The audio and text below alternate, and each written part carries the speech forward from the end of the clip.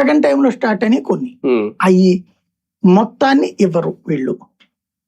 వీళ్ళకి పేదరికం అట్లా ఉండాలి, చదువు పెద్దగా ఉండకూడదు, ఆరోగ్యానికి ఇబ్బంది పడాలి, తాగుడు ఎక్కువగా అలవాటు పడాలి, తద్వారా నిరంతరం ఒక క్రైసిస్ ఉండాలి. క్రైసిస్ ఉంటే కూలీ దొరుకుతాడు, క్రైసిస్ ఉంటే గుమస్తా దొరుకుతాడు, క్రైసిస్ ఉంటే డిగ్రేడ్ ఎంప్లాయీస్ దొరుకుతారు. క్రైసిస్ లేకపోతే ఎట్లా అనే వర్గం వీళ్ళ చుట్టూ ఉంటది. అది తెలుసు వీళ్ళకి, జనానికి. ఆయన ఇంతకు ముందు ఇచ్చాడా ఇళ్ళు? 20 లక్షల ఇళ్ళు వెంకయ్యనాయుడు గారు ఇచ్చారు, కానీ జనానికి ఇవ్వాలి. వీళ్ళు టిడ్కో ఇళ్ళు అని చెప్పి 20 లక్షల ఇళ్ళు ఇస్తున్నామని ఉపన్యాసాలు ఇచ్చి, మొన్న వీళ్ళే చెప్పారు కదా 3.5 లక్షల ఇళ్ళు కన్స్ట్రక్షన్ బిగిన్ చేశామని, అవి ఇవ్వలేకపోయాడని. కానీ ఆ రోజున గృహప్రవేశాలు 20 లక్షలు చేశామని ప్రజలను మోసం చేశారు కదా.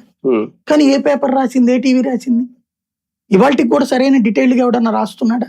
ఇప్పటికి వీళ్ళు ఇచ్చే దాంట్లో ప్రధానమంత్రి ఆవాస్ యోజన పథకంలో భాగంగానే ఇల్లు అనేది ఇస్తున్నారు. అదే కానీ బాబు గారు ఏమని చెప్పేవాళ్ళు ఇదివరకు? నేను ఇచ్చానని చెప్పేవాడు. జగన్మోహన్ రెడ్డి ఇంకా పేరన్నా పెట్టాడు దానికి, కాబట్టి జగన్ అన్న కాలనీలని పెట్టుకున్నాడు.